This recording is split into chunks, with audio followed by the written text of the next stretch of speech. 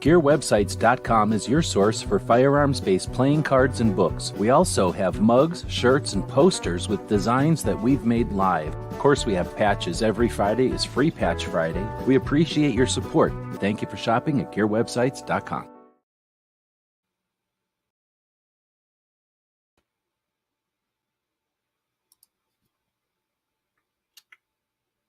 GearWebsites.com. Oops. This one. It's 11:59 at Radio Free America, and this is Uncle Sam with music and the truth until dawn. Right now, I got a few words for some of our brothers and sisters in the occupied zone. The chair is against the wall. The chair is against the wall. John has a long mustache. John has a long mustache. It's 12 o'clock, Americans, another day closer to victory. And for all of you out there on or behind the lines, this is your song. And welcome, everybody. Where you going, buddy? Sit right there. Welcome, everybody. We're going to be doing a flashback. We normally do these on Thursday, but since we did our interview earlier in the day, I figured I'd do something here live. So let's bring this up on the screen, and we'll bring the puppy cam down to the bottom here. It'll probably get in the way. We'll remove him if he gets in the way.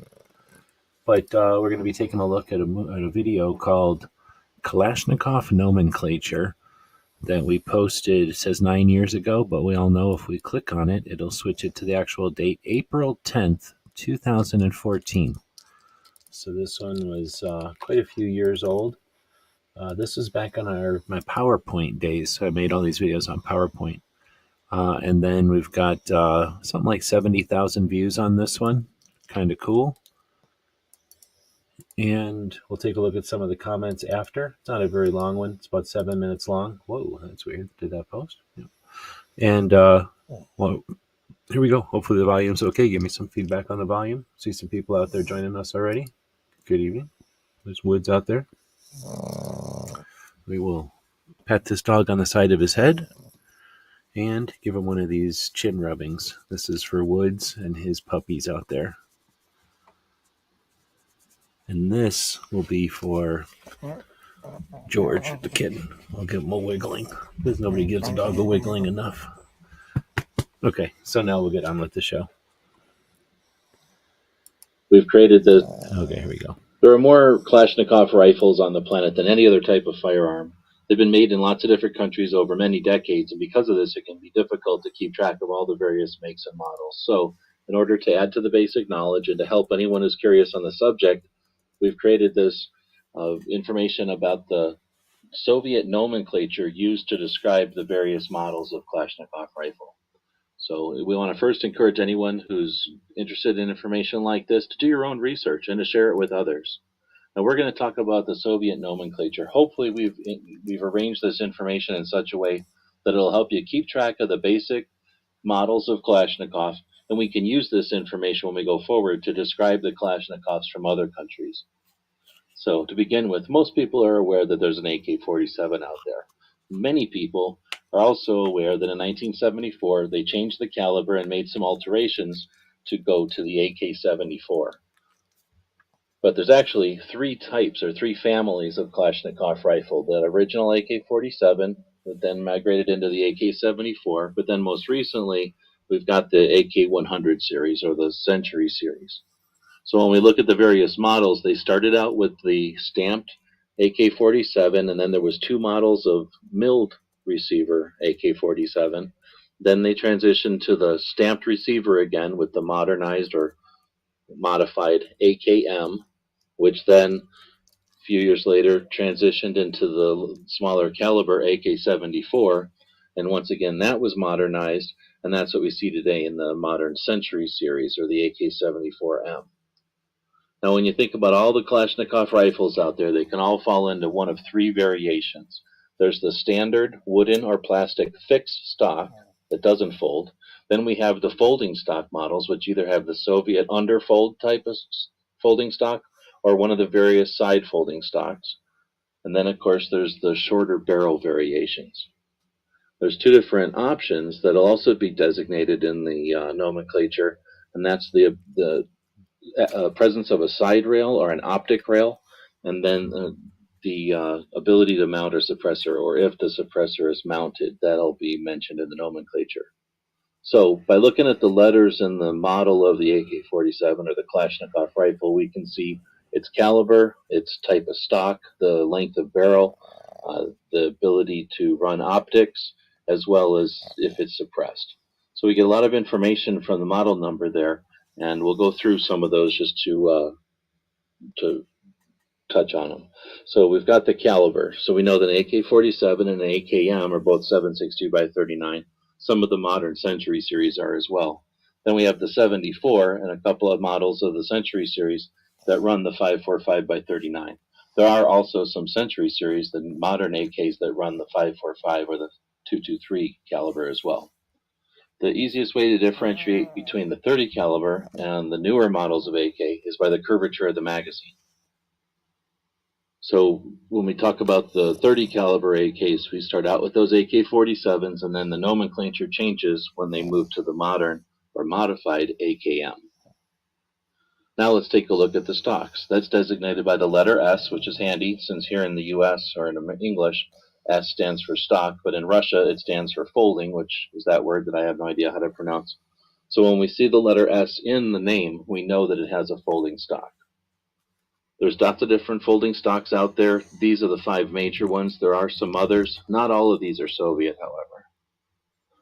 Now let's talk about the letter U. If you see the letter U in the name, we know that it's talking about the barrel length, so that means a shorter barrel. And again, I have no idea how to say that in Russian, but that's the designation for shortened barrel. Sit down. Then we have the presence of a suppressor. We add the letter B at the very end of the name. And that's rarely used, but when you do see it there, that's what it means. And again, rarely used in civilian rifles, but occasionally used in military rifles is the letter N. I don't know what that stands for, but it lets us know that there's an optics rail or a night vision rail. And when we see it in the name, it just lets us know that it has the ability to run optics. So that's what the basic letters are for. It might make it clearer in your mind if we start from the beginning and work our way up. So let's start with that basic AK-47. Then we had the folding stock model of the AK-47. So we took the AK and we added the letter S to it. Later, it was modified or modernized, and we added the letter M to it. Of course, there's a folding stock model of the modern AK. We call that an AKMS. We just add the letter S. Now, if we want to shorten the barrel, we add the letter U, and that comes after a dash typically. So now we have the folding stock and the short barrel with the 30 caliber AKM. Now, if we add a suppressor, it turns into an AKMS-UB. And if we add night vision to all that, we add the letter N, so AKM-NS-UB. That would be a short rifle with a suppressor that has a folding stock and the ability to run night vision. Then came the AK-74, and of course its folding stock model, we just add the letter S. Now if we shorten that one, we get the CRINK, the AKS-74U, and if we add a suppressor to that, we just put the letter B at the end. And of course if we add a night vision rail to that one, we can add the letter N, so we have AKNS-74UB for all the bells and whistles. The AK-74 was then modernized, and that's where you switch typically from the wooden stocks and the wooden handguards to the folding polymer stock, and that was the beginning of the Century series. They have a little bit different look on their shorter barrels, and that would be the topic for a whole other video, but hopefully that'll give you some idea of the basic models, sizes, and calibers of the Kalashnikov rifles. But of course, I'm sure you might still have questions. Of course, this PDF will be available so you can use it for reference, and then we'll have future videos where we go on to use these Soviet nomenclatures when we talk about some of the other countries out there. We put information out there on our website, so if you're curious about stuff like this, feel free to comb through the website. So we have decades, literally a decade worth of information over there now. We always want to encourage people to watch our videos to do your part to support the U.S. economy and build a compliant firearm. You know, you come out with a better firearm and you spread some money around to where it matters. We do post information like this on our various websites. You can get the links in the PDF. We want to thank everyone for their support. And as always, thanks for watching. That's back when we used to call the store Gear Whore. I quit calling it that. So let's close out of here before some damn commercial happens. What the heck? That is Jonathan. Oh, no, I went to some other video. So that's the video. Like there are more Kalashnikov rifles on the planet than any other type of fire. Come on. So that's the video. It's from 2014. They've been made in lots of different countries over. You want to shut up already? All right. So that's the video. It was from 2014. If anybody wants to say anything about it, feel free. Looks like something Arnold would use in Terminator. They don't really use Soviet night vision too often. I mean, there's some international movies with it, but you don't see it in our movies very often. I'm trying to think of if I've seen it in a movie. We see the cranks and we see some of the suppressed stuff, but I don't see everything, that's for sure. Anyhow, we're going to check out some of the comments here then, and sometimes that's interesting. I'll zoom in so we can read them. Let's see, why don't we sort by, what's this, newest first, I guess? So 3 weeks ago, this video is from 2014, and 3 weeks ago somebody posted on it. The AK-74 comes under the AK-100 series, just retaining the original name that is stated in this video nonetheless. Yeah, I don't know. People are going to disagree. Also, it's old, so if information has come out since, then I wouldn't know about that. But as far as the AKM being in the AK-100s, I don't remember anymore. I don't know if I have a position on that. But I considered them different in this video for the nomenclature part of it, because they are different nomenclature. So even if you want to put them in that pile, it's still called an AK-74M.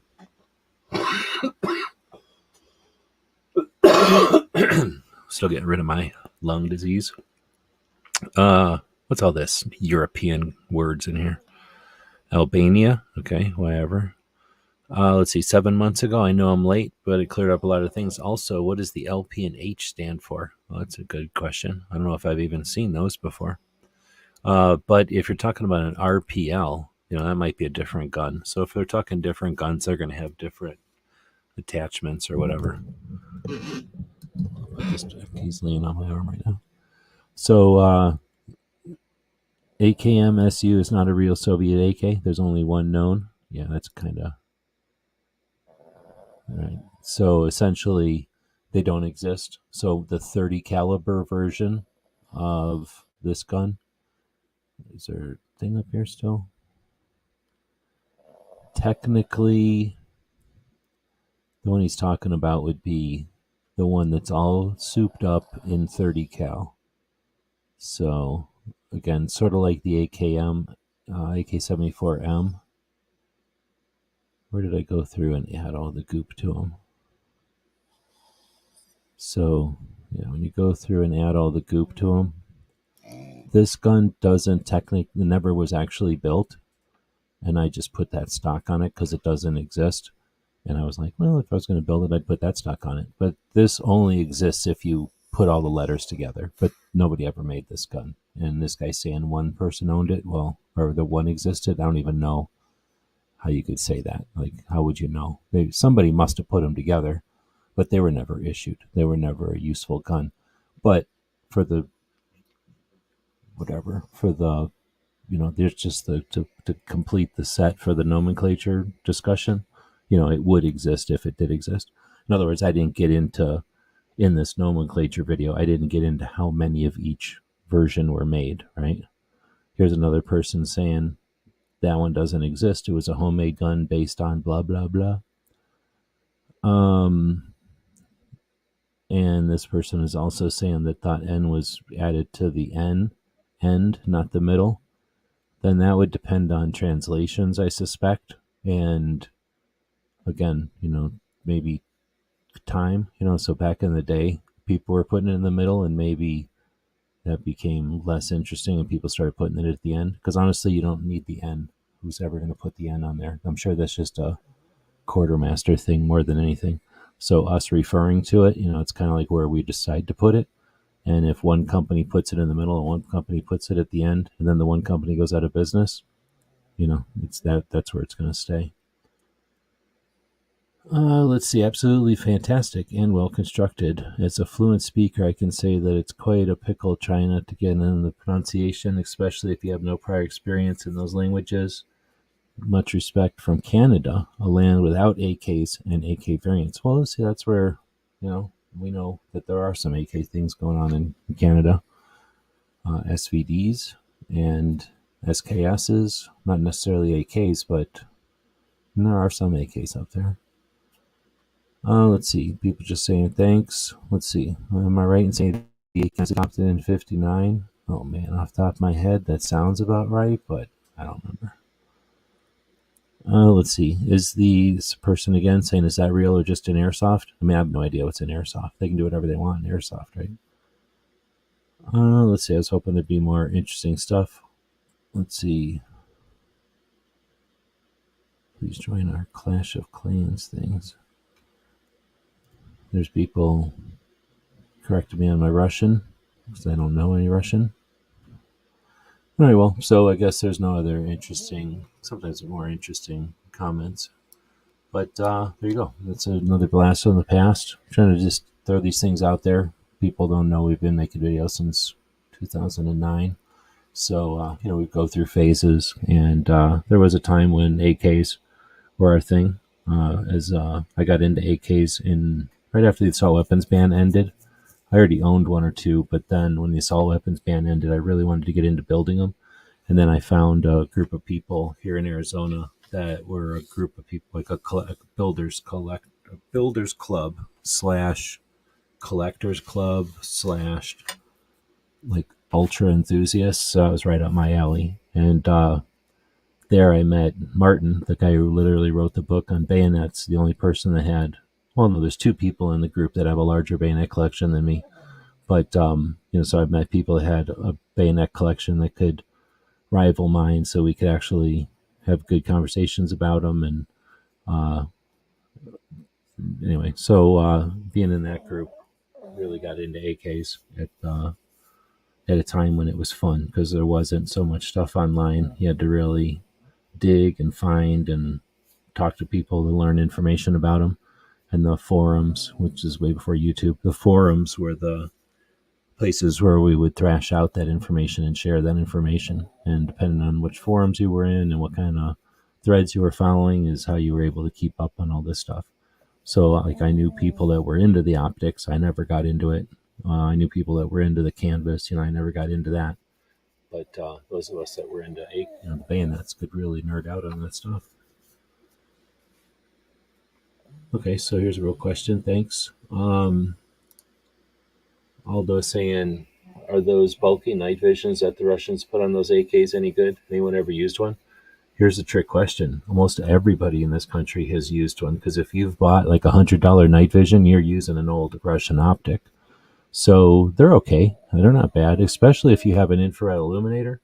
So if you can throw a bunch of light, infrared light out there or whatever, like in ultraviolet, low level light, that will let these things collect all that light you're bouncing around out there, and it'll look like a full moon. Like it'll look really crisp and clear, like a really bright full moon with no clouds, and which is pretty bright, and considering it's pretty much dark still. Now on a night where there is a full moon, they're amazing. They're really, really good. I mean, you can still see a lot with just your naked eyes on a full moon, but with these, you're acquiring targets and you're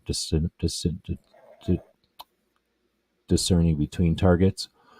So they're super effective. Now they're bulky as shit, and I don't know if that's because they're just clunky or if they didn't care, or if they just couldn't make it smaller. I don't know. I mean, that's why they lost the Cold War because their shit's giant. But yeah, I have no idea. I never got into that part of it. Super rugged though. I don't own any of the night vision. Wait, I don't currently own any of the night vision stuff from Russia, but I've definitely played with a bunch of it. I guess technically I own a couple of night vision tubes that are probably Russian because again, if you own any $100 night vision, the infrared tubes that are like $100, those are pretty much Russian surplus tubes. They just put them in new Chinese bodies and sell them as Brownell or Bushnells or whatever the companies are that sell them. But yeah, they're super green and they're they've been around for a long time. I mean, they were super expensive back in the 90s, but you could get those since the 90s, really. Pretty rugged, too. But as far as the ones on the rifles, yeah, they're super, super big. And then I've shot through some really expensive stuff before that makes this old junky stuff look bad. But, it's kind of unobtainable. I wonder if the places in Vegas, now that you're saying that, I'm wondering if the places in Vegas have access to that, and if they do some sort of a deal where they turn off the lights in there and let you shoot through night vision. Maybe the outdoor ranges, that'd be easier, be more interesting. And then if I'm thinking about shooting at an outdoor range, if you ever add an outdoor range, if it's an optic on a rifle, this is going to be a little tougher. But if you're ever wearing night vision, I mean, this will just happen. You're not going to accidentally not look up, but leave some time to just look up into space. Looking up into space with night vision is pretty awesome. That's what I'm saying. I'm wondering if the places in Vegas would offer that, because it is a neat experience. And shooting at night is fun and everything. A lot of people haven't done that. I mean, anybody can just go do it, I guess, if you just go out someplace where you can go shooting at night. But doing it with night vision is a whole nother thing. Thermals, another thing completely. I've never seen any Russian thermals, but now if you ever go to something like the Clash Bash, is that what it's called, or Red October, there's some Kalashnikov themed shoots that happen throughout the year on a normal year when they all happen. That might be an opportunity to see some of or pull triggers on some of the Russian, let's call them goodies, extras, night visions and thermals and stuff.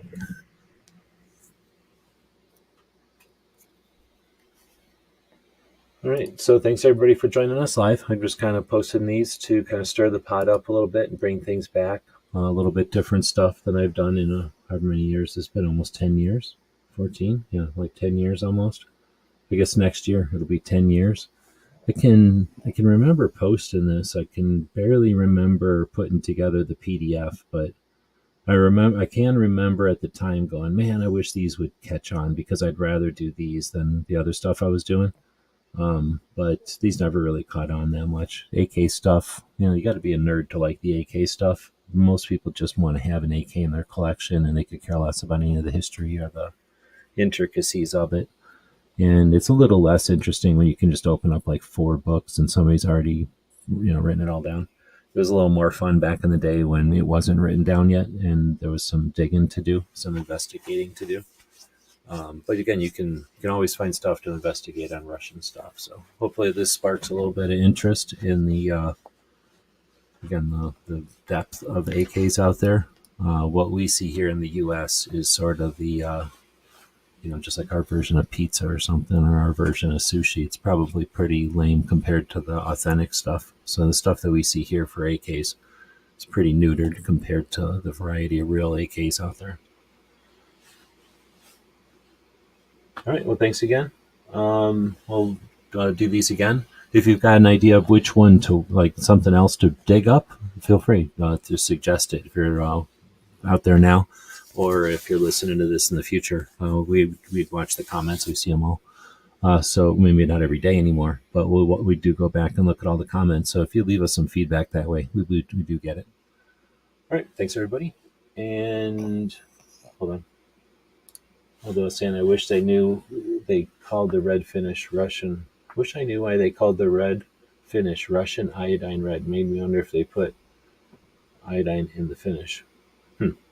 I know a couple of people to ask that question to, but man, I haven't talked to Ted in forever, and the other people, I don't even know if they're still building. But I did know a couple of people to ask that question to. Maybe Mark Krebs or Mike Friend would be the two I would think to still ask, something like that. But I'm assuming that's what it means, right?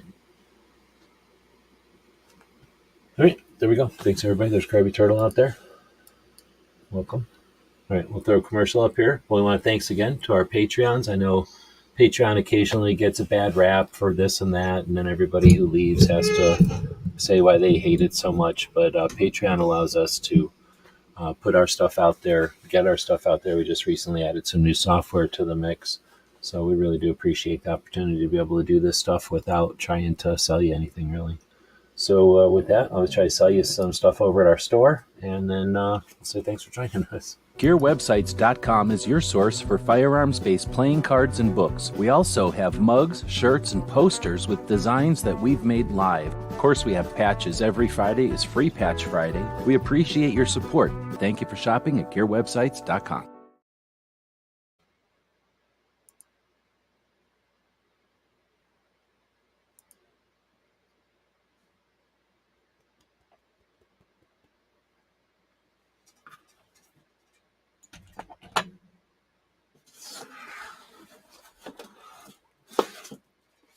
This is Puppy's teal ukulele.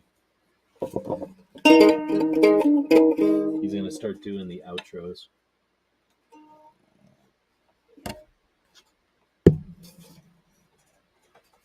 Here, Puppy, do the outro while I figure out how to do the audio here.